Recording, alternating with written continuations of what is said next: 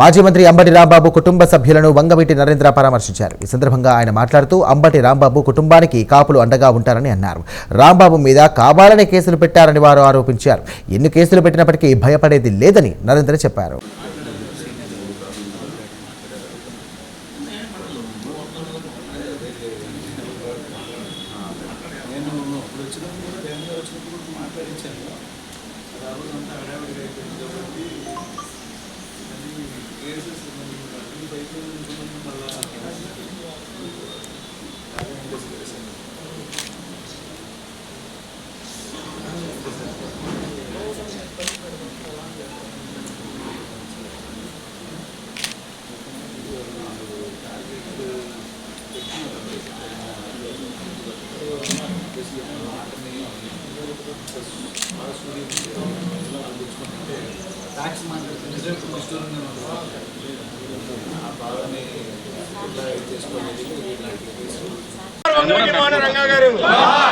అంబటి రాంబాబు గారి నాయకత్వం, అంబటి రాంబాబు గారి నాయకత్వం.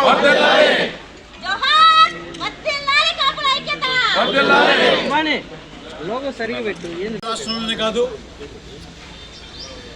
దేశం మొత్తం మీద 100 కోట్ల పైన జనాభా నివ్వెరపోయేటువంటి ఒక అబద్ధాన్ని గత కొన్ని నెలలుగా ఈ ఆంధ్ర రాష్ట్రంలో కూటమి ప్రభుత్వం చేస్తున్నటువంటి దుష్ప్రచారం, దానికి అన్ని రకాలుగా గత ప్రభుత్వంలో ఉన్నటువంటి వైఎస్ఆర్ కాంగ్రెస్ పార్టీ మీద వేసినటువంటి బురద, ఆ బురద చెల్లినటువంటి దాన్ని పూర్తిగా క్లారిటీ ఇచ్చే విధంగా సిట్ తన రిపోర్ట్ ఇచ్చింది. ఇది డైరెక్ట్గా సిట్ రిపోర్ట్ ఇవ్వలేదండి. ఎందుకంటే సిట్ ఎప్పుడు కూడా ప్రభుత్వం యొక్క కనుసన్నల్లోనే ఉంటుంది కాబట్టి దానిలో గత ప్రభుత్వం వాళ్ళు సిబిఐ వాళ్ళ దర్యాప్తును కూడా దానికి జత చేర్చి ఆ యొక్క రిపోర్ట్ని క్లారిటీ ఇవ్వడం జరిగింది. అంత స్పష్టంగా 100 కోట్ల మంది మనోభావాల్ని రిపోర్ట్ అనేది సరిగ్గా రాకముందే ఎవరి మీదైనా కానీ ఇలాంటి దుష్ప్రచారం చేయటం అనేది చాలా చాలా బాధాకరం, అమానవీయం.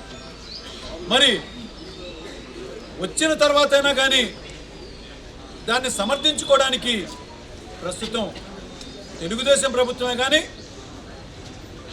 మరి కూటమిలో ఉన్నటువంటి జనసేన ప్రభుత్వమే కానీ, ఇక భారతీయ జనతా పార్టీ అయితే ఆంధ్ర రాష్ట్రంలో ఒక విధంగా లేదని చెప్పుకోవాలి. వాళ్ళు తెలుగుదేశం వాళ్ళు చెప్పే స్టేట్మెంట్ దాటి ఒక్క మాట కూడా ముందుకు వెళ్ళాలి. ఇలాంటి నీచమైన దుష్ప్రచారం చేసింది కాకుండా మీకు రాజకీయాలుగా ఏ లబ్ధి కావాలన్నా మిగతా విషయాలు తీసుకోవాలి, కానీ ఇంతమంది మనోభావాలు, ఇన్ని కోట్ల మంది మనోభావాలను తీసుకుని మీరు ఇబ్బందులు పెడుతూ, అతి ముఖ్యంగా రిపోర్ట్ వచ్చిన తర్వాత కూడల్లో మీ సొంత రిపోర్ట్, సిబిఐ ఇచ్చిన రిపోర్ట్ని కాదని సిబిఎన్ రిపోర్ట్ని ఫాలో అవుతున్నారు. అంటే చంద్రబాబు నాయుడు గారు ఇచ్చిన రిపోర్ట్. ఈ రాష్ట్రంలో నియంత్ర పాలన కాకుండా నరరూప రాక్షసుల పాలన నడుస్తుంది. ఎందుకని ఇట్లా అన్నానంటే, వాళ్ళు కనీసం కోర్టుని గౌరవించరు, సెంట్రల్ దర్యాప్తు సంస్థల్ని గౌరవించరు. వాళ్ళు చెప్పాలనుకున్నది, వాళ్ళు చేయాలనుకున్నది రాజ్యాంగబద్ధంగా కూడా వెళ్ళట్లేదు. సొంతగా ఒక రాజ్యాంగాన్ని రాసుకున్నారు, అదే రెడ్ బుక్ రాజ్యాంగం. ఇవాళ దాన్ని దాటి బ్లడ్ బుక్ రాజ్యాంగం వరకు కూడా వెళ్ళిపోయారు. అంటే ఎక్కడ పడితే అక్కడ దౌర్జన్యాలు, ప్రశ్నించిన వాళ్ళని వాళ్ళ ఇళ్ల మీదకి వెళ్ళి దాడులు చేయటాలు.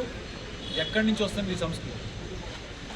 మరి అంబటి రాంబాబు గారు చేసినటువంటి తప్పేంటదో మనందరం కూడా చూస్తూనే ఉన్నాం మీడియా పరంగా. అయినా కానీ ఆ రోజు ఆయన ప్రశ్నించింది ఏంటంటే, ఏ పార్టీలో అయితే ఆయన ఉన్నారో వాళ్ళ నాయకుడిని చాలా చాలా చోట్ల కూడలలో పెద్ద ఎత్తున బ్యానర్లు పెట్టి చాలా నీచమైనటువంటి దుష్ప్రచారం చేస్తుంటే, ఏమండి సిబిఐతో కలిపినటువంటి సిట్ రిపోర్ట్ వచ్చిన తర్వాత కూడా ఎంతోమంది మేధావులు ఆ రిపోర్ట్ని చదివి వినిపించారు. దానిలో వాళ్ళు చెప్పినటువంటి ఫిష్ ఆయిల్ కానీ పందికొవ్వు కానీ ఎలాంటివి లేవు అని చెప్పని చాలా స్పష్టంగా తెలియజేసినా కూడా మీరు ఎందుకు ఇట్లా పెట్టారని చెప్పని ఆయన ఒక మాజీ మంత్రిగా ప్రశ్నించడంతో తప్పేమీ లేదు. అది తీసేయండి ఆ బ్యానర్లు అని చెప్పని అడిగారు. లేదంటే తర్వాత రోజు వచ్చి మేము తీసేస్తామని చెప్పని మాట్లాడారు. అయినా కూడా ఆయన రెండో రోజు అట్టుగా వెళ్తుంటే ఒక్కసారిగా ఈ రాష్ట్రాన్ని ఒక ఆటవిక ప్రదేశంగా మార్చేసే విధంగా రాడ్లు కర్రలు పట్టుకుని ఆయనని వస్తున్న దారిలోనే ఆయన కారు మీద అటాక్ చేయడం జరిగింది. సరే అక్కడితో ఆగిపోయారని అనుకుంటే దాన్ని దాటి 6 గంటల పాటు ఆయన ఇంటి మీదన అతి దారుణంగా అద్దాలు పగలగొట్టి ఆయన ఆఫీస్ మీద పెట్రోల్ బాంబులు వేసి మరీ తగలబెట్టారు. ఎక్కడ సంస్కృతి అనేది మేము ప్రశ్నిస్తున్నాం. అంటే ఏమి చెప్పదలుచుకుంటున్నారు మీరు?